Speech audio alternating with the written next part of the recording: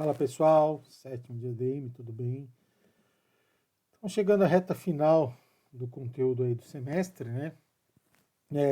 Eu tenho basicamente dois assuntos que eu vou tratar muito rapidamente aqui nessa gravação, tá? Hoje é 28 de maio, eu ia fazer ao vivo, mas eu não vou conseguir fazer ao vivo, teve uns enroscos aqui hoje, uns probleminha aqui na internet, tudo, então ela está oscilando demais, eu estou optando por gravar e depois eu disponibilizo, tá? E vocês assistem. Semana que vem eu já libero a parte de revisão para a gente ir para a avaliação final, tá?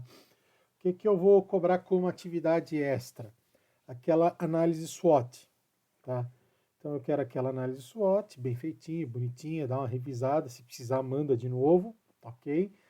Envia a análise SWOT e também a avaliação, ok? Bom, a gente está seguindo aí a linha das matrizes de análise, né? Então nós falamos aí na última aula sobre a matriz GE, né? Que é uma matriz de análise de posição de mercado, atratividade do negócio, né? Posicionamento do negócio dentro do mercado, tá? Basicamente a gente é uma matriz dividida em 9 quadrantes, né? 3 quadrantes ficavam em verde, 3 em vermelho, 3 em amarelo, né? Ou seja, o que está em verde é que você está numa posição extremamente confortável, que você está em amarelo, você está ali numa coisa de ou melhora ou mantém pelo menos, né? E o que está em vermelho, né? Assinou, acendeu o sinalzinho de alerta e aí você precisa decidir o que fazer, né? E essa questão de estar numa posição em vermelha não necessariamente é uma questão ruim, né? Você pode estar numa posição em vermelha porque é um produto que está em fase de lançamento ainda, né?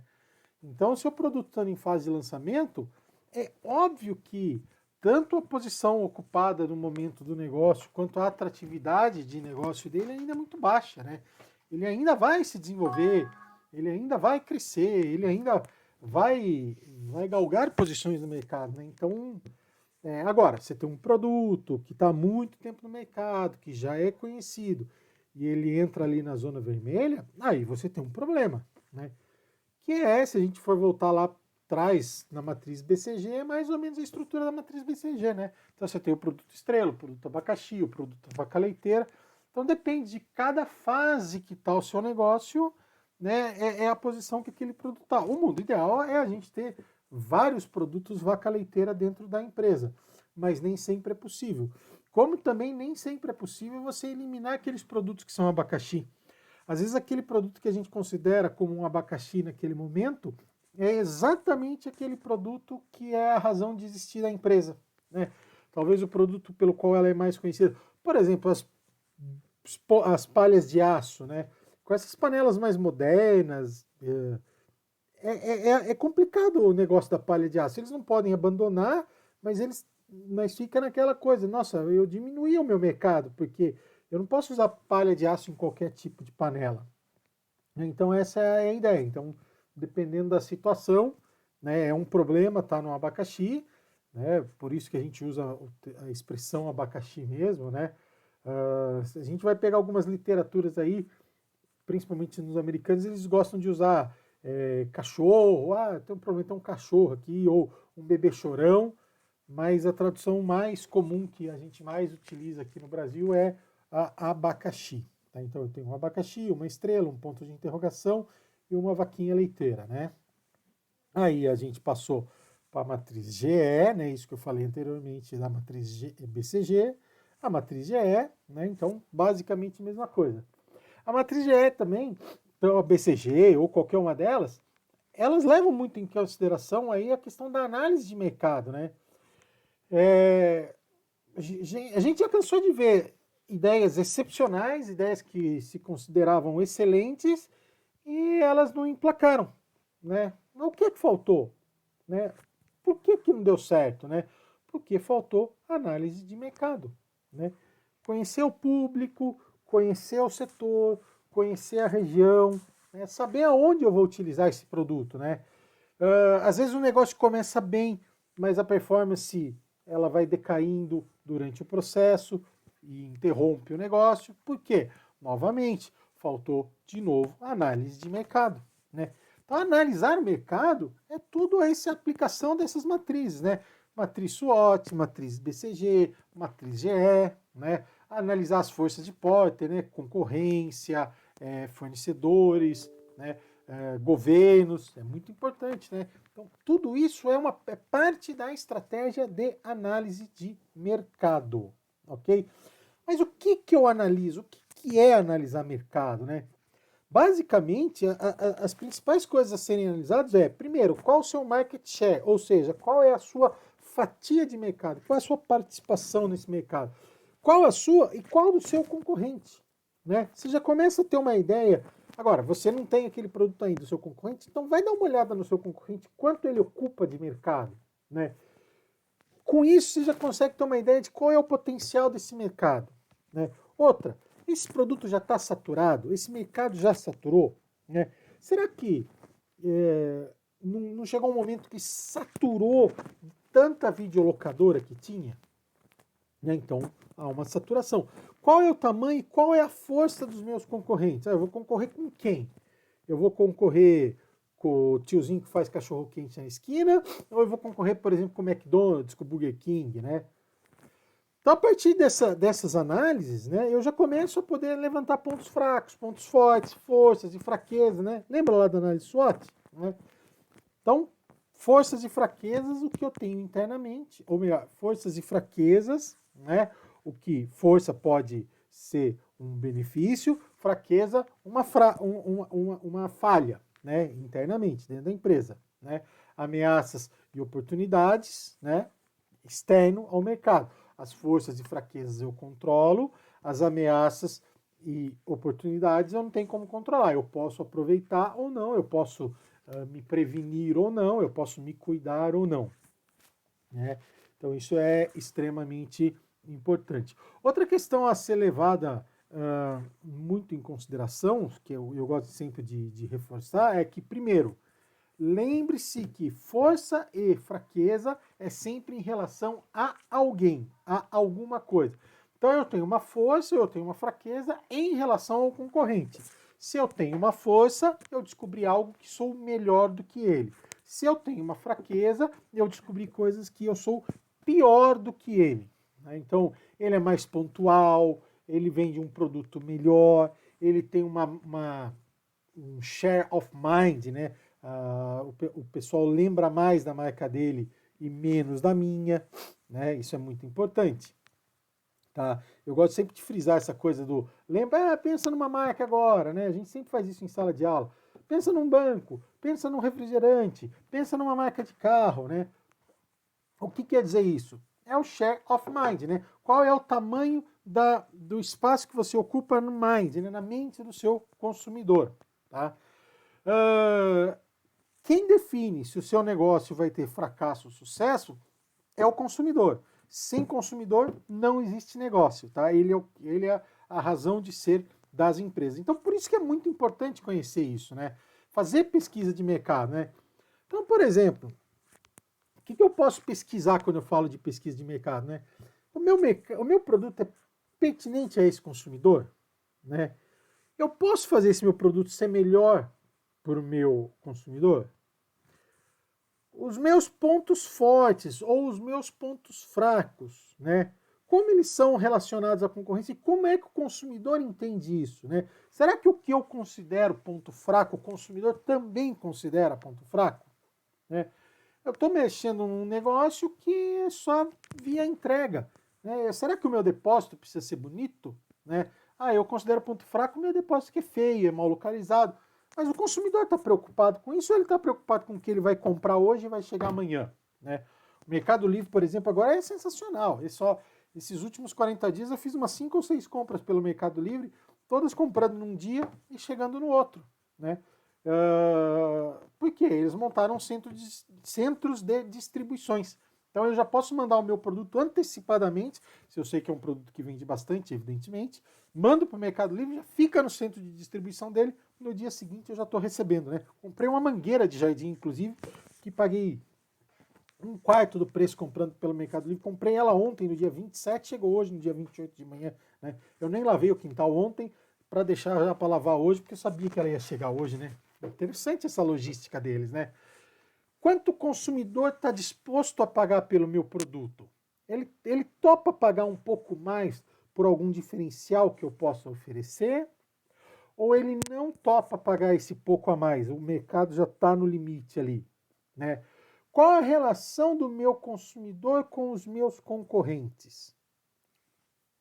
Ele veste a camisa do meu concorrente? Né? O meu concorrente vende um produto ou vende uma marca que passou a fazer parte do dia a dia, passou a fazer parte da vida desse meu cliente? Né? Isso é muito importante, né? Onde eu posso inovar? Né? Onde eu posso ser diferente do meu concorrente? Eu posso ser concorrente nos prazos, eu posso ser diferente na marca, né?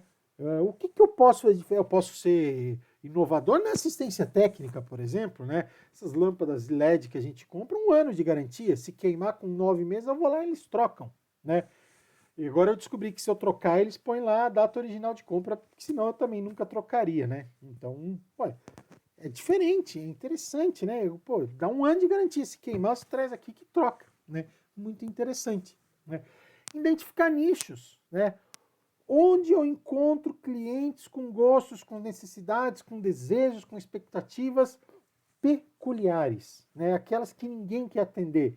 Essas desejos peculiares se justifica? Vale a pena eu tentar atender isso daí? Às vezes sim, às vezes não, né? Qual é o perfil dos meus consumidores? Quais são o perfil dos meus potenciais consumidores? Olha, eu tenho uma empresa de artigos esportivos que eu lido basicamente com o pessoal do futebol, do basquete, dos esportes coletivos, e eu resolvi investir fortemente nos artigos de esportes individuais, né? Corrida, ciclismo, né? A Nike, né, por exemplo, fez muito isso, né? Esses produtos eles são comprados por hábitos, eles são comprados sazonalmente, como se dá a motivação de compra, né? Entrou inverno, vende mais cobertor, entrou verão, vende mais protetor solar, por exemplo, né? Então, tudo isso são coisas que eu posso entender do mercado. Quando eu falo em quantidade, eu estou pensando em pesquisas quantitativas. Quando eu penso em como, porquê, ou entender, eu estou falando em estudos qualitativos, né? Então eu quero saber a qualidade. Ao invés de eu ter 200 respostas, eu prefiro ter, por exemplo, 20 respostas, mas que me expliquem mais, né? Então isso é muito importante, né?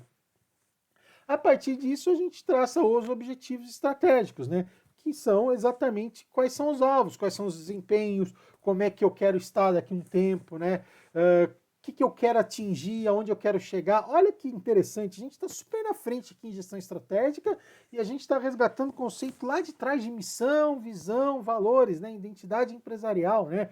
Onde eu quero chegar, por que eu existo, o que eu quero fazer, né?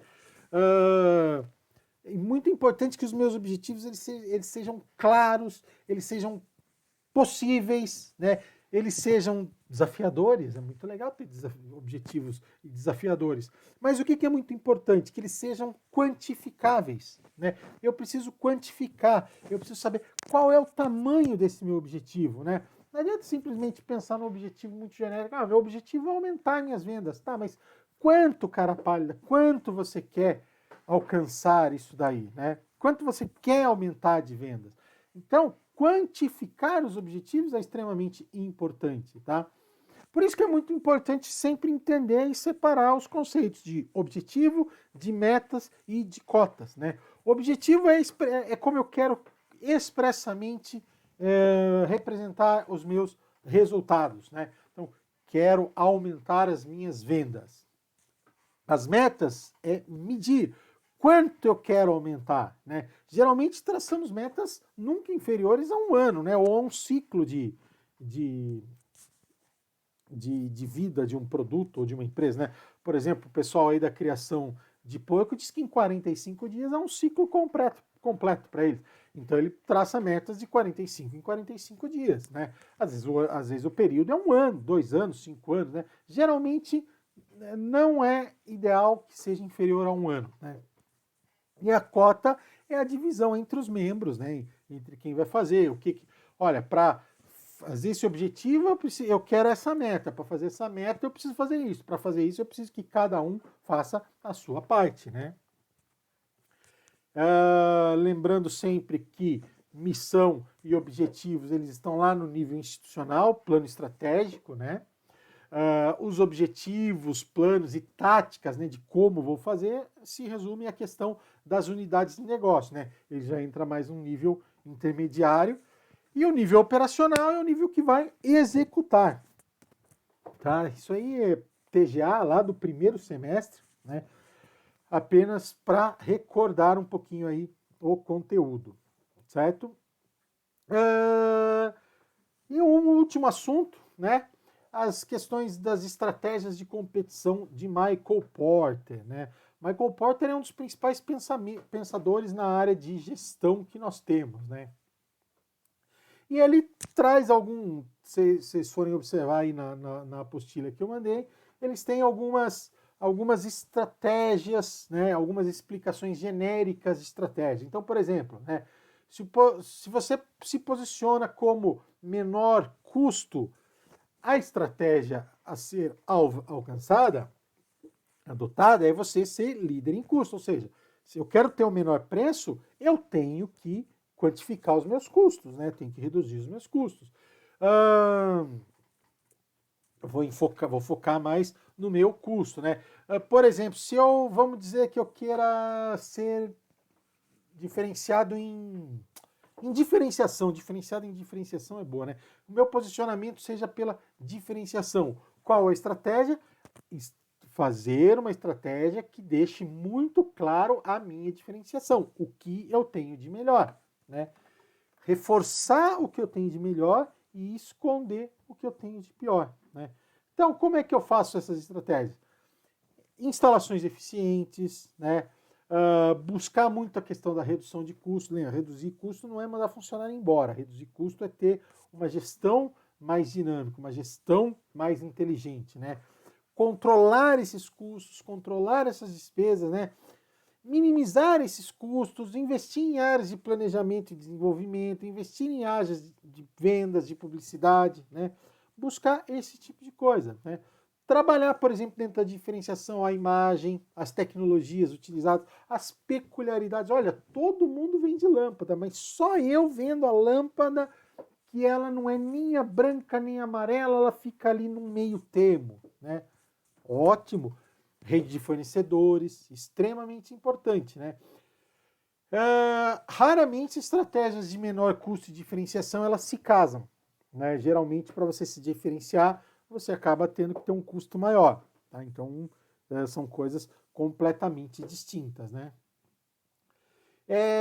Tem um quadro lá na apostila, deixa eu ver se eu acho ele aqui, chama-se Estratégias Genéricas de Competição. Tá?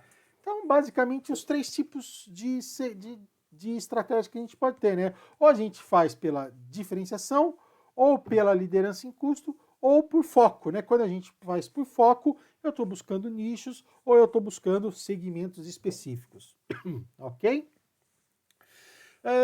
Basicamente é isso aí, tá?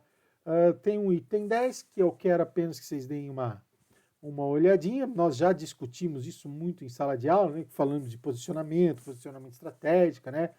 Então é legal que deem uma olhada, mas não é material de prova, né? O material para avaliação, ele para exatamente aí nesse último item das estratégias de competição. Ok, pessoal? Mais uma vez aí, muito obrigado. Semana que vem aí tá com material novo e aí nos falamos. Fechou? Um abraço e até mais.